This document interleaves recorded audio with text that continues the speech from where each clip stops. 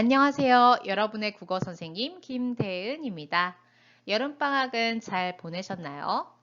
짧은 기간이긴 했지만 학업적 부담에서 벗어나서 여러분들이 나름대로 재충전 시간을 잘 보냈길 바랍니다. 코로나19가 다시 확산세로 접어들면서 앞으로 3주 동안은 원격 수업으로만 수업이 진행이 된다는 것 다들 알고 계시죠?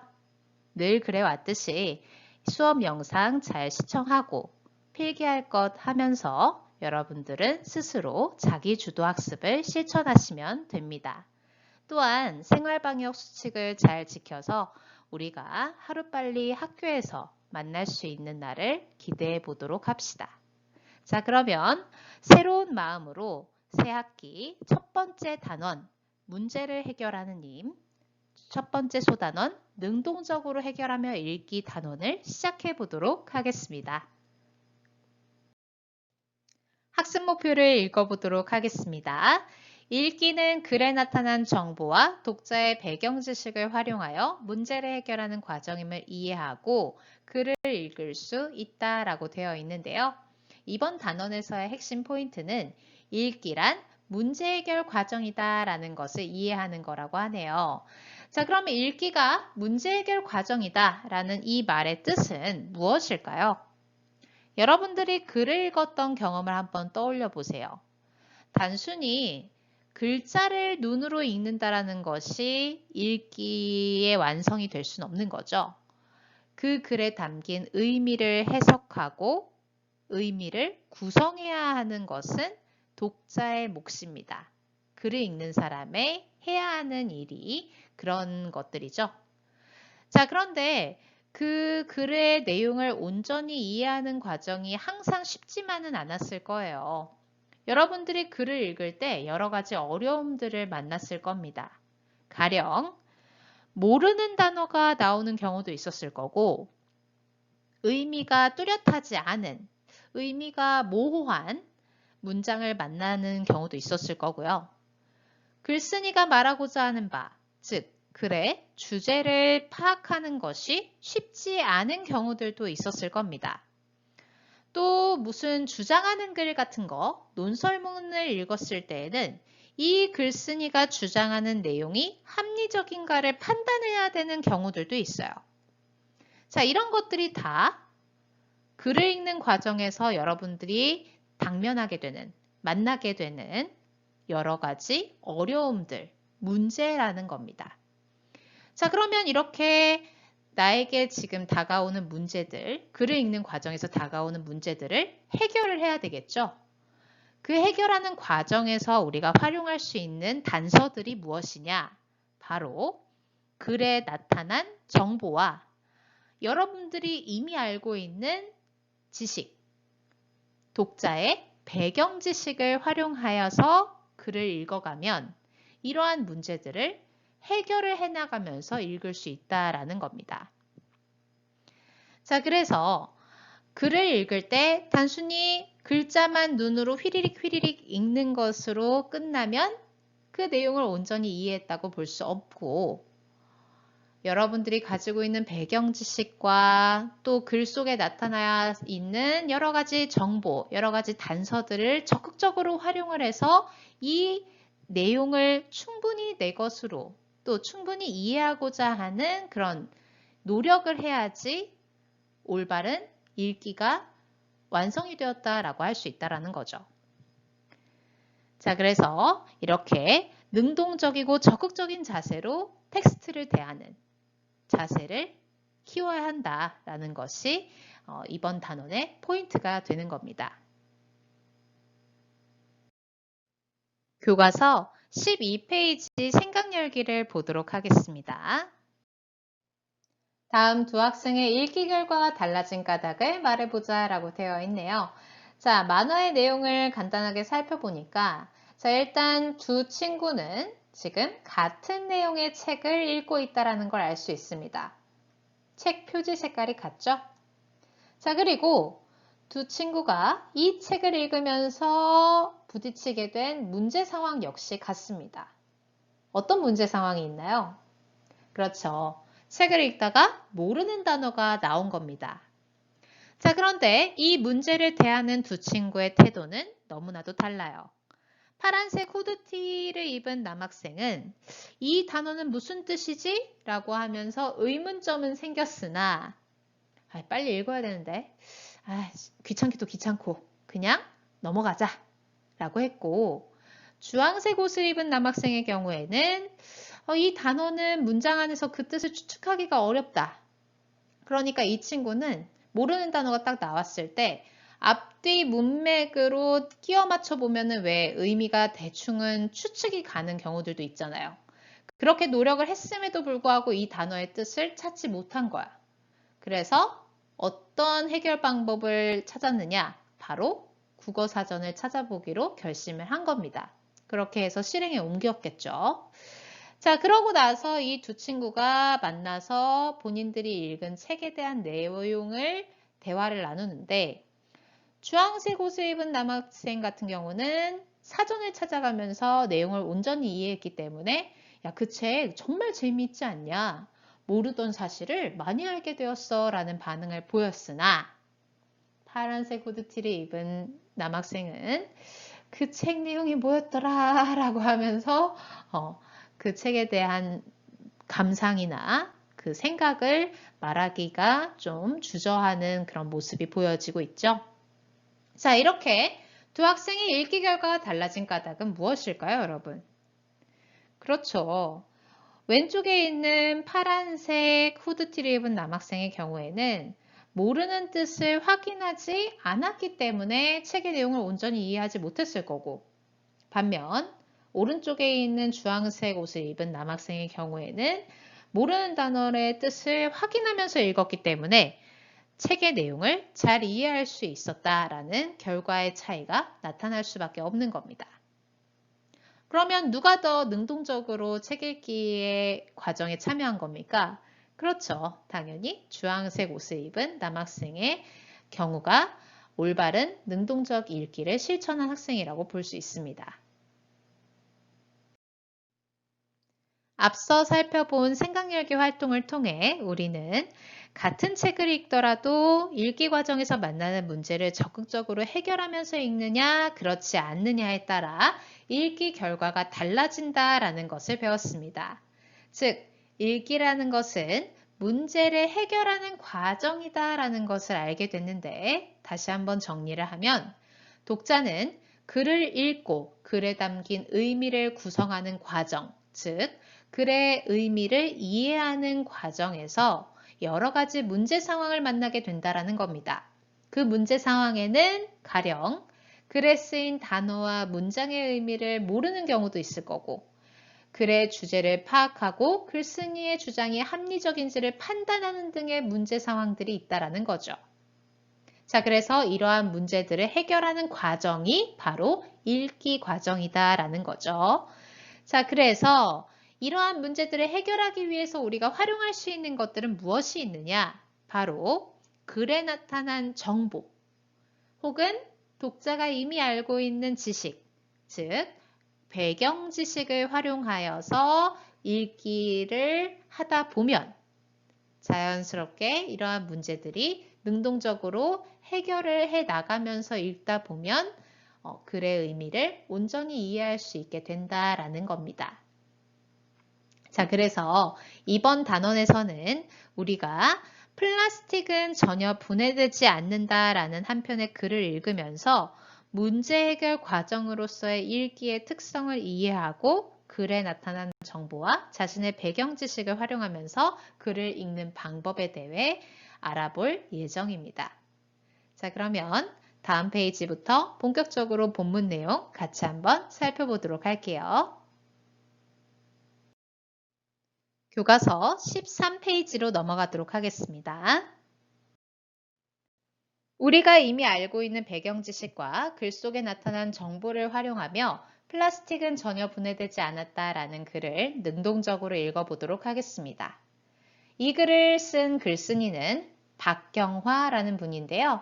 이분은 환경운동가로 활동하면서 환경보호를 주제로 한 강연과 글을 많이 쓰시는 분입니다.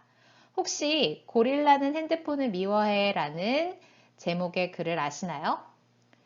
이 글이 간혹 교과서에 실리는 경우가 있어서 저도 한번 읽어본 적도 있고 수업을 한 적도 있는데요. 주로 이분은 환경보호를 주제로 하는 주장하는 글을 많이 쓰셨습니다. 아마도 이 플라스틱은 전혀 분해되지 않는다라는 글 역시 플라스틱이 환경에 미치는 부정적인 영향을 근거로 들어서 환경보호를 위해 플라스틱 사용을 줄여보자라는 주장을 할 가능성이 높은데요.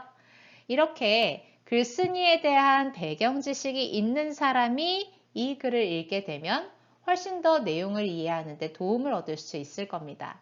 이런 식으로 배경 지식을 활용하면서 읽는 것이 능동적 읽기가 되는 거겠죠. 자, 그래서 여러분들이 이 글을 읽을 때 먼저 모르는 단어가 나오면 체크를 해 두었다가 앞뒤 문맥을 고려해서 의미를 추측해 보는 활동도 해보고 혹은 사전을 찾아가면서 의미를 파악하는 활동을 해 보셔야 합니다. 이미 교과서에서 여러분들이 어려워할 만한 단어들에다가는 표시를 해뒀고 그 교과서 맨 밑에 작은 글씨로 각줄을 달아서 여러분들에게 뜻을 알려주고 있어요. 이런 부분들을 잘 보면서 여러분들이 내용을 정확하게 이해하고자 노력을 하셔야 합니다. 자, 그러면 본격적으로 함께 본문을 읽어보도록 할게요. 인류 역사는 구석기, 신석기, 청동기, 철기 시대를 거쳐 오늘날에 이르렀다 라고 되어 있네요. 자, 이렇게 인류 역사를 구석기, 신석기, 청동기, 철기 시대로 나누는 것은 여러분들이 이미 역사 시간 때 배웠을 겁니다. 자, 그런데 여기서 퀴즈 한번 내볼게요. 구석기, 신석기, 청동기, 철기 시대를 구분하는 기준은 무엇이었나요? 그렇죠. 바로 그 당시 사용했던 도구를 기준으로 해서 시대를 구분해 놓은 것입니다. 자, 그렇다면 이렇게 도구에 따른 시대 구분이 구석기, 신석기, 청동기, 철기 시대가 있었다면 지금 우리는 어떤 시대를 살아가고 있다라고 말할 수 있을까요? 전문가들은 플라스틱 시대라고 말한다고 합니다. 그러니까 플라스틱을 현대사회가 많이 쓰고 있다라는 것을 의미하는 표현이겠죠. 플라스틱 시대의 밑줄을 긋고 플라스틱을 많이 사용하는 현대사회의 특성을 강조하는 표현이라는 것을 필기해 두시면 좋을 것 같습니다. 어느 정도로 플라스틱을 많이 사용하냐면 전자제품뿐만 아니라 각종 주방용품이나 생활용품 등 다양한 물건에서 플라스틱이 쓰이고 있기 때문이다 라고 되어 있네요. 이런 상황에서 과연 플라스틱이 없는 생활을 상상할 수 있을까? 여러분들 상상이 되시나요? 실은 저도 플라스틱 용기도 많이 쓰고 여러분들 가지고 다니는 물병이라던가 이런 것들 다 플라스틱으로 만들었고 또 필통 같은 것도 플라스틱으로 만든 경우들 있고 쓰레기통, 기타 등등 여러분들 주변에 둘러보면은 플라스틱으로 만든 것들을 많이 쓰고 있잖아요. 자, 그 다음 부분을 볼게요. 플라스틱은 석유에서 추출한 원료를 결합하여 만든 고분자 화합물의 한 종류이다. 자, 고분자라는 말도 좀 어렵고요. 그래서 거기 이미 동그라미가 되어 있고 교과서 맨 밑에 보시면 고분자의 뜻이 나와 있습니다. 화합물 가운데 분자량이 대략 1만 이상인 분자 또는 화학결합으로 거의 무한개수의 원자가 결합하여 있는 분자라고 되어 있네요. 자, 이렇게 뜻을 좀 확인하면서 읽으면 내용 파악이 쉽다라는 거죠. 자, 계속 볼게요. 그래서 지금 방금 읽은 플라스틱에 대한 개념이 나와 있는 부분이 있었고 그 다음 부분을 이어서 보면은 이 고분자 물질은 대부분 합성수지인데 합성수지를 가열하거나 경화제, 촉매, 중합체 등을 사용하여 일정한 형상으로 성형한 것 또는 그 원료인 고분자 재료를 플라스틱이라고 한다라고 되어 있네요.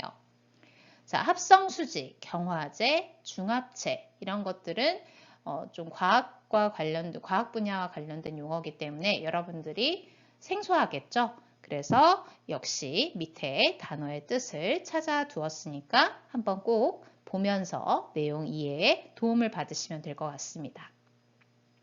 자, 플라스틱은 매우 가벼운 데다가 모양을 변형하기도 쉽고 다양한 빛깔로도 만들 수 있다.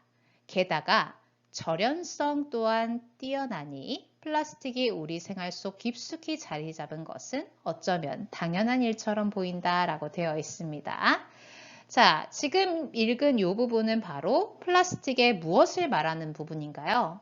그렇죠. 플라스틱의 장점에 대한 얘기를 하고 있는데 장점이 여러 가지가 있습니다.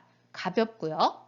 모양이 변형하기도 쉽고 다양한 빛깔로도 만들 수 있고 절연성. 자, 절연성의 뜻 밑에서 확인할 수 있죠. 바로 전기가 통하지 아니하는 성질. 안정성이 있겠죠. 전기가 통하지 아니하는 성질이 뛰어나기 때문에 이러한 장점들로 인해서 플라스틱이 우리 생활 깊숙이 자리 잡은 것이라는 거죠. 이 부분부터 쭉 밑줄을 긋고 플라스틱의 장점을 나열하면서 플라스틱이 우리 생활에 자리 잡게 된 까닭을 밝히는 부분이다 라는 것을 기억해 주시면 됩니다. 교과서 14페이지로 넘어와서 이어지는 내용을 살펴보도록 하겠습니다. 이렇듯 일상생활에서 흔히 사용하는 플라스틱이 문제가 되는 이유는 바로 플라스틱이 잘 썩지 않는 물질이라는 데 있다. 자, 이 부분을 통해서 앞으로 이어질 내용을 추측해 볼 수가 있습니다. 어떤 내용이 이어질까요? 그렇죠. 이어지는 내용에서는 플라스틱으로 인해 발생하는 문제들을 다룰 것임을 알 수 있는 부분입니다. 자, 플라스틱은 어떤 문제점이 있느냐? 잘 썩지 않는다라는 문제가 있는 거죠. 어느 정도로 잘 썩지 않느냐면 그 뒤에 나와 있습니다. 플라스틱이 분해되려면 500년 혹은 그 이상의 기간이 걸린다고 한다. 어떤 전문가들은 플라스틱이 분해되는 기간을 정확히 알 수 없다고도 말한다고 합니다. 즉, 플라스틱이 만들어진 지 100년 정도밖에 되지 않았다는 점을 감안하면 인간이 생산한 플라스틱은 아직 어딘가에 아직 그대로 남아있는 것이다. 자, 이 부분이 바로 플라스틱이 문제가 되는 이유가 되겠죠. 하지만 사람들은 플라스틱을 재활용할 수 있다는 생각에 플라스틱 제품을 쉽게 편하게 쓰고 쉽게 버린다라고 되어 있습니다. 그것이 소탐대실하는 것인지도 모른 채 말이다 라고 되어 있네요. 자, 그런데 이 부분에 지금 밑줄이 그어져 있죠. 그것이 소탐대실하는 것인지도 모른 채 말이다 라고 되어 있는데, 자, 이렇게 글을 읽다가 문장의 의미를 다소 이해하기 어려운 문장을 만났을 때는 해당 문장의 앞뒤 부분에 나타나는 글의 정보를 바탕으로 해서 그 문장의 의미를 해석해 봐야 합니다. 자, 여기에 일단 나와 있는 이 지금 밑줄 친 그것이 소탐대실하는 것인지도 모른 채 말이다 라는 이 문장에서 소탐대실이라는 사자성어의 의미를 좀 알아야 되겠죠? 혹시 아시나요? 맞습니다. 바로 작은 것을 탐하다가 큰 것을 잃는다 라는 뜻을 가지고 있는 사자성어인데요. 자, 그러면 여기에 있는 그것은 무슨 뜻일까요? 그렇죠. 우리가 편하게 쓰는 플라스틱이 사실은 어떤 거라는 거죠? 심각한 문제를 일으킨다라는 사실을 강조하는 문장이라는 걸 알 수 있겠죠. 자, 즉 플라스틱 제품을 쉽게 쓰고 버리는 이 행동이 바로 그것이 되는 거고, 이러한 행동이 심각한 큰 것을 이룰 수 있는 심각한 문제를 야기한다라는 사실을 강조하고자 쓰인 문장이라는 겁니다. 이 밑줄 친 문장과 그 앞의 문장을 연결을 해서 이 문장의 글 속에서의 의미를 여러분들이 해석해 내셔야 합니다. 자, 아까까지 봤던 부분이 이 글의 서론 부분인데요.